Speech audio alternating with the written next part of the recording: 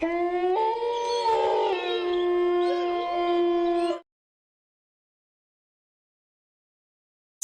बच्चों के कदम धीरे धीरे आरव के बिल्कुल पीछे आकर रुक गए। उसकी हिम्मत नहीं हो रही थी कि वह पीछे मुड़कर देखे।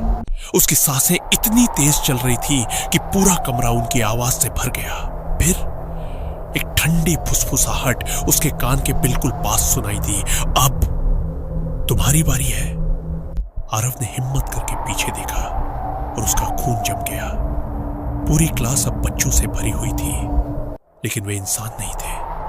हर बच्चे का चेहरा सफेद, आंखें पूरी तरह काली और स्कूल यूनिफॉर्म खून से सनी हुई थी। सबके चेहरे पर एक जैसी डरावनी मुस्कान थी। फिर सभी बच्चों ने एक साथ खड़े होकर कहा, गुड मॉर्निंग सर। आवाज इतनी भयानक थी कि पूरी बिल्डिंग कांप उठी।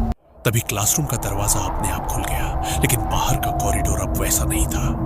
दीवारों पर ताजा खून के निशान थे। छत से पानी नहीं, खून की बूंदें टपक रही थी। आरव जान बचाकर भागने लगा। वह एक एक करके कई क्लासरूम पार करता गया, लेकिन कुछ अजीब हो रहा था।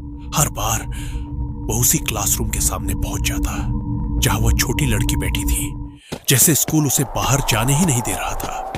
घबराकर उसने दूसरी मंजिल की खिड़की तोड़ दी और बाहर कूद गया। जमीन पर गिरते ही वह बेहोश हो गया। अगली सुबह कुछ गांव वालों ने उसे स्कूल के गेट के बाहर बेहोशी की हालत में पाया।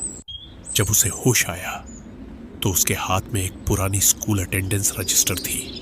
किसी को समझ नहीं आया वह रजिस्टर उसके पास कैसे आई। जब लोगों ने उसे खोला तो आखिरी पन्ने पर साल लिखा था 1996। उस दिन की तारीख के सामने सभी बच्चों के नाम के आगे एक ही शब्द लिखा था, मृत। लेकिन सबसे आखिर में एक नया नाम भी जुड़ चुका था, आरव, और उसके सामने लिखा था प्रेजेंट। आरव चीख पड़ा, नहीं, मैं जिंदा हूं, मेरा नाम वहां कैसे हो सकता है। उसी समय रजिस्टर का पन्ना अपने आप पलटा। पीछे लाल स्याही से सिर्फ एक वाक्य लिखा था, जो एक बार इस क्लास में आ जाए उसकी हाजिरी हमेशा के लिए लग जाती है।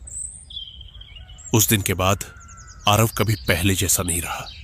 उसने अपना YouTube चैनल बंद कर दिया। वह किसी से उस रात के बारे में बात नहीं करता था, लेकिन हर रात ठीक 3 बजे उसके घर में स्कूल की घंटी बजती और उसके कमरे की दीवार पर गीली चौक से अपने आप एक ही लाइन लिखी मिलती, कल फिर समय पर आना, क्लास कभी खत्म नहीं हुई।